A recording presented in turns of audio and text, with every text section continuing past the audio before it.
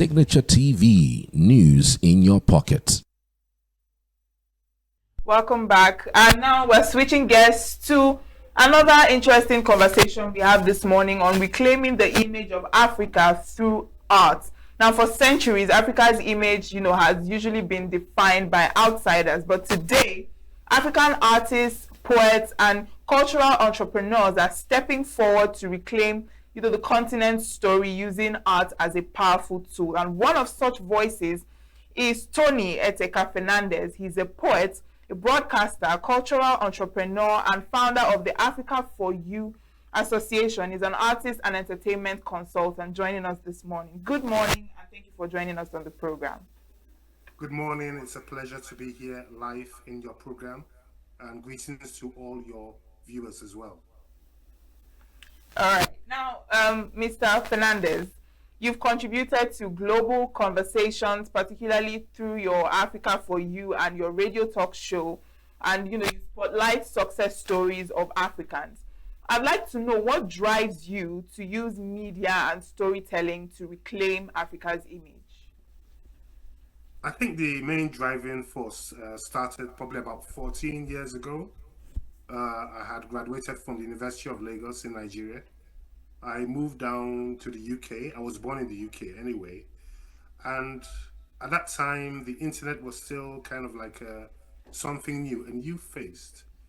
But I was a bit frustrated about the lack of channels, mainstream channels and upcoming channels which promoted the true life and success stories of African and Caribbean achievers around the world, and also promoting positive images of Africa. So at the time, I set up my first international blog, which was aimed at promoting the true life and success stories of African and Caribbean achievers around the world, but also initiatives around the world. And I'm proud to say, till this day, that blog is still live and kicking, promoting our stories, promoting our initiatives, and giving the rest of the world a more refined and pure picture of the image of Africa and Africans. Okay, thank you, Mr. Fernandez. We would like to know who actually influenced your artistic and journalistic voice, and what role did those mentors play, seeing how far you have come? I first give respect to my parents who are based in Lagos and in Nigeria, both my father and my mother. At a very, very young age, my father used to take me to cultural events in Lagos, Calabar events in Lagos. So then it became a subconscious process of being aware of identity. And then on the other hand, my mother noticed I had a flair for writing at a very early age. So at the age of 9 years old, I had already started writing, and then she urged me off.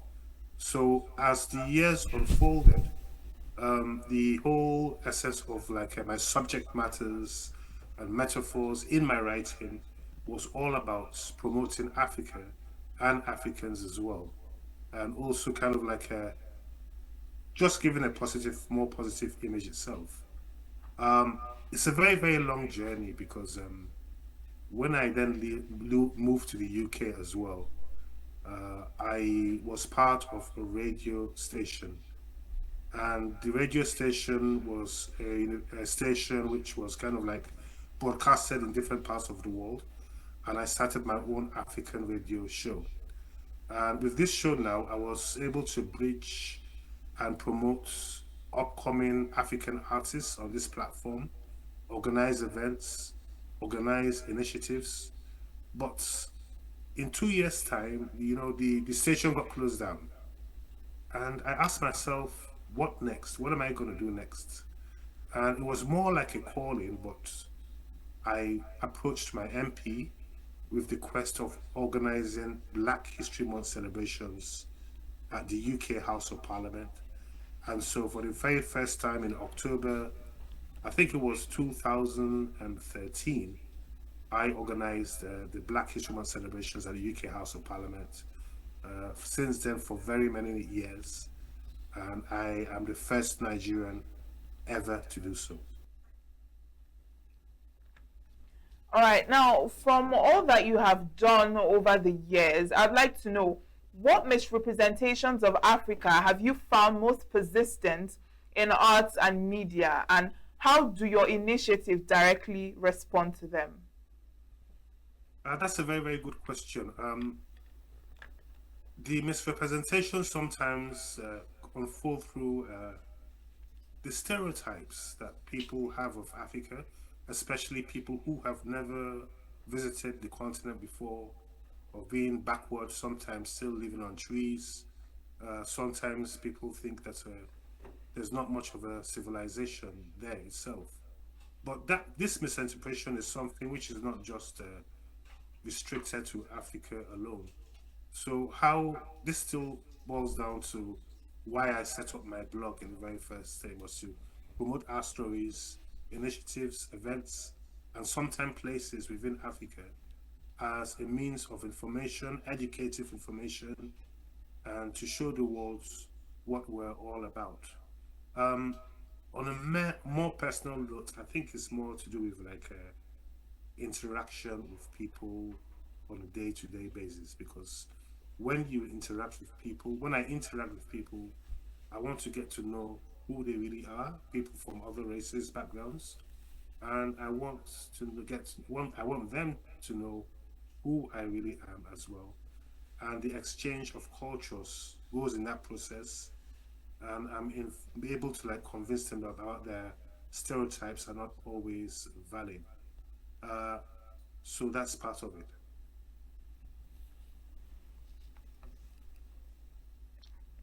Now, I heard you mention about the UK House of Parliament work. So we would like to know more about the Black History Month and how far you have gone and how much it portrayed Africa, especially in diaspora.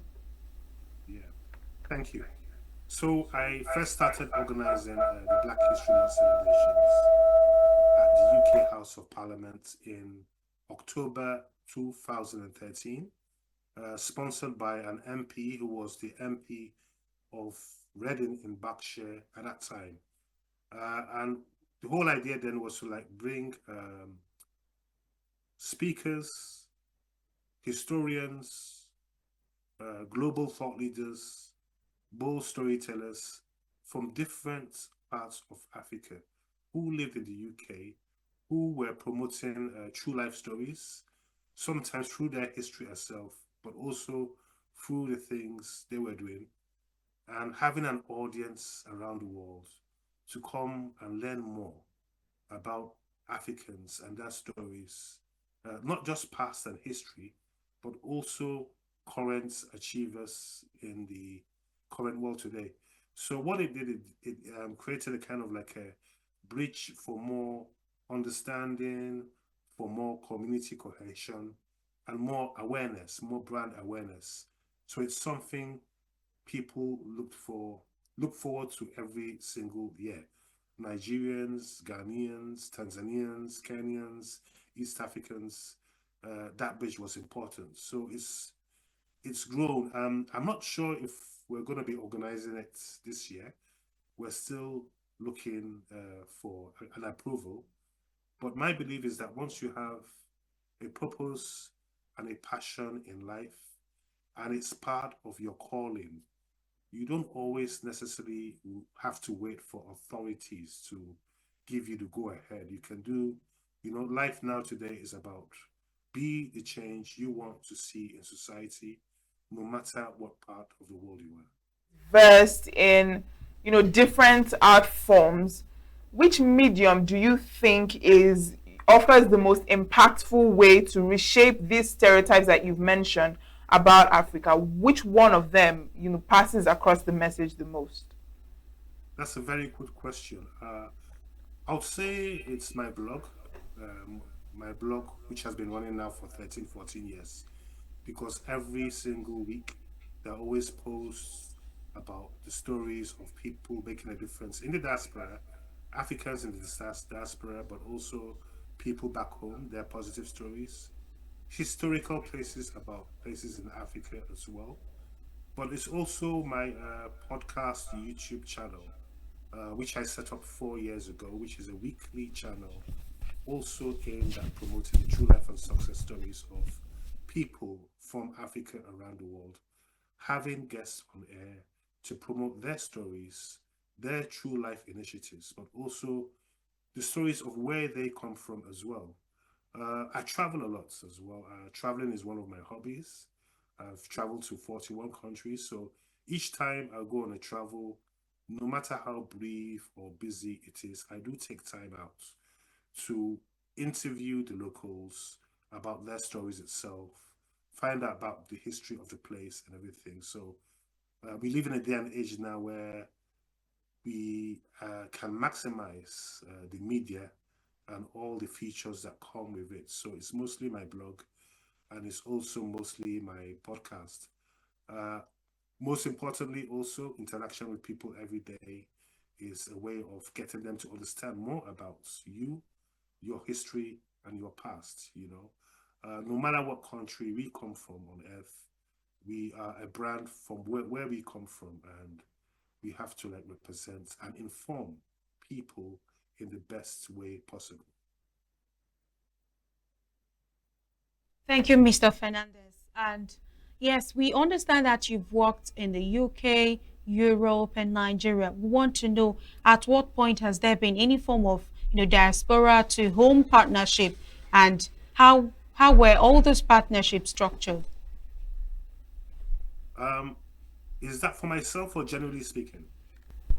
So, in terms of partnerships itself, at the moment, especially in recent years, several diaspora commission. I'll talk about Nigeria now, where there's some diaspora commission states which have been set up to bridge diasporans from other states living abroad, look into things like investments, look into things like trade, look into things like tourism, and all sorts of things. I mean, only 2 months ago, the governor of Cross River State was in the UK. He was also in the States. I think he's in Canada this month to create a bridge between diasporans living in the diaspora and see how what we can do back home to make home a better place as well. On a personal level, I have organized award initiatives in Lagos to promote the voices of the Nigerian youth, and I have quite a number of mentors in Lagos and also in Calabar and also in Port Harcourt. The vision of the future also now is to kind of like create a sense of empowerment for the youth back home and a bridge to the diaspora and people back home as well. And there's example of people, business entrepreneurs here in the UK, playing their part also to make that bridge better. The shaping of our nation, the shaping of our country is not down to the government alone. It's a process which involves everybody, and we all have to play our parts, especially if things are not working in the right direction. We all have to play a part in being the change we want to see in society. Very, very essential in life. It's all about making an impact more than anything else and leaving a legacy for our children. That is very correct, Mr. Fernandez. Now, there are challenges. I mean, in everything we do, there are always challenges. So I'd like you to shed light on the specific challenges that African artists like you face when trying to tell our stories, and how these challenges impact the ability of African artists to, reclaim the continent's image. Okay, so sometimes the specific challenges, sorry, I start with myself, and this can be related to other artists as well, is that when you're on a journey trying to like pursue your mission in or purpose in life, trying to promote your heritage, your writing, your content, your art, sometimes even when you're making an impact, it might feel as if there's not much appreciation, acknowledgement wherever you live. And this is common with very, very many artists. I speak to many artists I speak to a lot of people who are upcoming entrepreneurs as well, you know. But people are always watching, and you have to ask yourself, why am I here on earth? What's my purpose in life? So that can be very psychologically discouraging. But once you're able to answer the question, why am I doing what I'm doing right now in my life, and what impacts will it make, then that really kind of gives more fuel to your passion in that journey itself. So that's what a lot of people struggle with. Um, Also, we live in a day where there's so much content out there, so people have a choice what to consume into their lives itself. And so things which are more impactful sometimes might not have a broad audience, it might just have a special niche audience. But like I said before, always ask yourself, why am I doing what I'm doing? And what benefits is it to the community? And then in the journey along the way itself, things just gradually start to fall in place, and you get connected to the right kind of people with a similar mindset, and the journey becomes lighter. Okay. Thank you so much, Mr. Fernandez. While you were speaking, you were talking about empowerment, investment, and how you have, partnered with home and people in diaspora.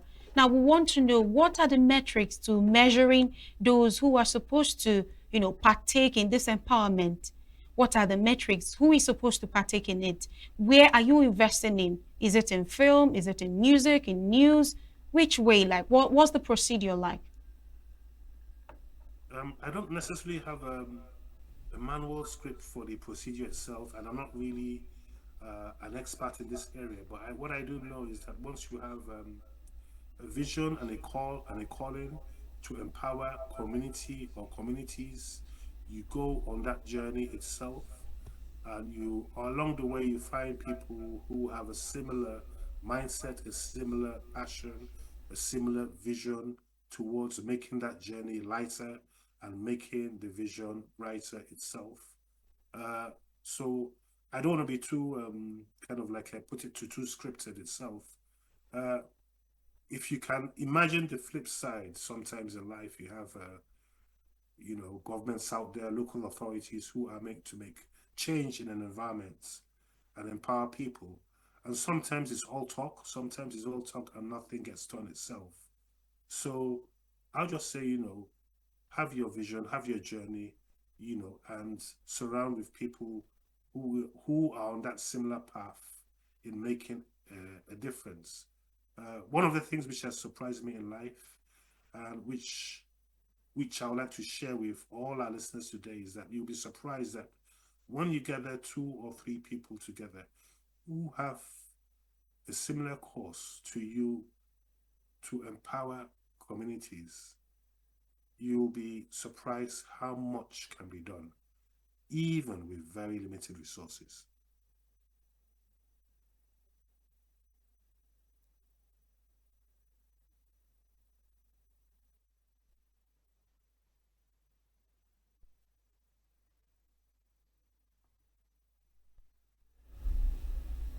Mr. Fernandez, I was talking about the younger generation and talking about everyone is using social media and digital platforms now. Do you see a growing movement among African youth, and how is it looking like for you?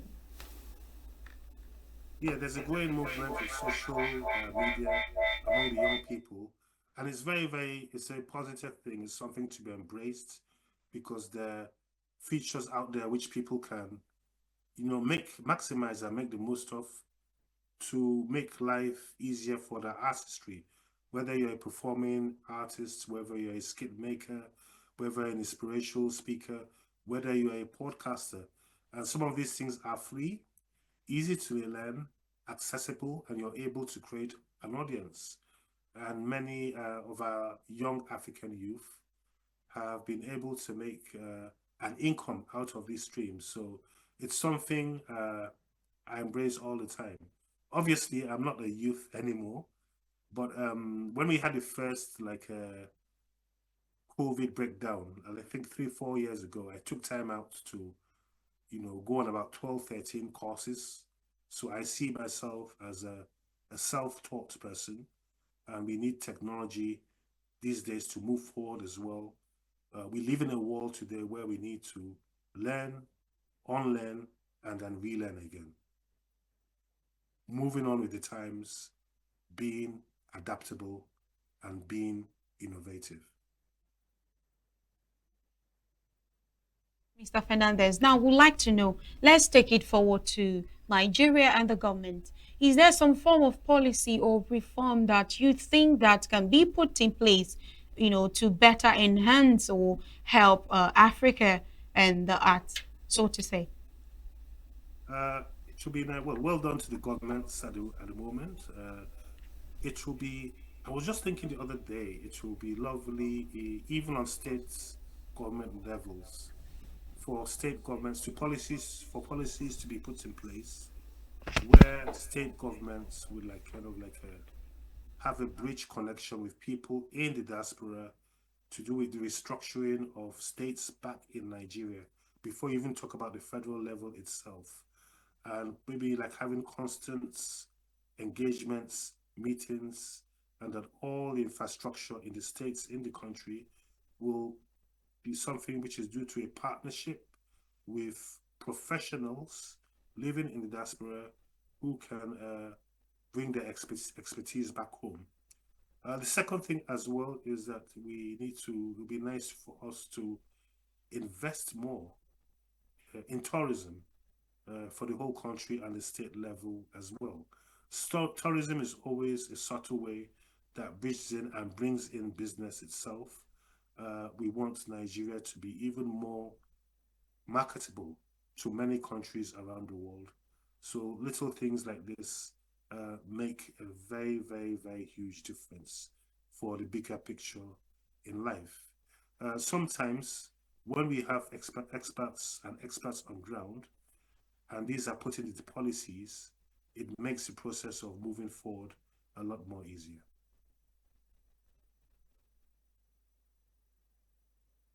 We let you go. If there is one thing that you want the world to understand about Africa through art, what would it be?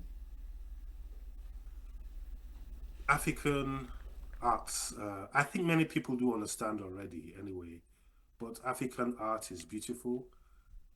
African art is ageless and priceless.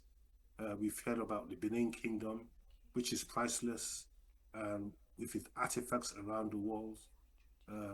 Africa is the home of the richest man that ever existed on the face of the earth. Mansa Kanka Musa is the home of legacies which have been created and continue to be created itself. But most importantly, Africa is there for us to promote, cherish, and love those who live in Africa and those who live outside Africa by being that voice to represent our countries and our continents the best way possible, and to use our resources to build our nations, and not wait for the governments to sort out things, not always to have an excuse to say, okay, things are bad or things are rough. But what am I doing? What am I doing right now in my life to make our place, a country, a better place? That's the question every Nigerian and every African should be asking and doing, no matter where you live. What part am I playing to make our nation a better place? Whether it's through the arts or whether it's through other different spheres of life. Okay, thank you so much, Mr. Fernandez. Now, to Nigerians watching you this morning and to youth that are looking up to you, what word would you say to them? People that wants to be like you, wants to do more, especially for Africa, what would you say to them? And what is next for Mr. Fernandez? I'll say to the Nigerian youth, the people who've called you lazy before, you are not lazy. You are the future. You are the majority of our nation, and you're the future. You are children itself. You're skilled. You're beautiful. Don't be discouraged by the frustrations or the challenges you find around you sometimes. Maximize the limited potentials you have right now, because we're living in an age of technology. We should use it smartly. Life now is it's not always about how hard you work, but it's also about how smart you work. Be creative, think outside the box. But most importantly, and this is very, very important for the Nigerian context specifically, be yourself. Stop following other people. Ask myself, who am I? Be yourself. Live your calling. Live your purpose, live your calling, and be encouraged through that process. What's next for me right now at the moment is we just finished a global online summit a few days ago. God willing, we're hoping to take it to Nigeria next year. I'm also looking to partner more with media outlets in Nigeria to kind of bridge the voices of people in the diaspora and let people know how other Africans and Nigerians are living outside the world itself. So just stay inspired and everything. And if people want to reach me, they can always reach me, especially the youth, for any guidance in the future itself, because I think sometimes we get confused about our path moving forward. So they can reach me on my website, which is www. It's a very lovely conversation we've had with you. Thank you for joining us this morning. Thank you so much. Thank you. Thank you so much, Mr. Fernandez. Thank you. And we've been talking to Tony Eteka Fernandez on reclaiming the image of Africa through arts. And thank you for staying glued to your screen. And very soon we're going to be going into Political Circle with Luke Mwo. Do have a great watch. Every second, every minute, every day, news is breaking, events occur, and there are new developments. At Signature TV, we follow these stories objectively, bringing all sides without bias, explaining the complex issues, breaking down the numbers, and investigating the issues behind the news. Anywhere and everywhere, near or far, wherever the news is, we will be there. Signature TV. News in your pocket.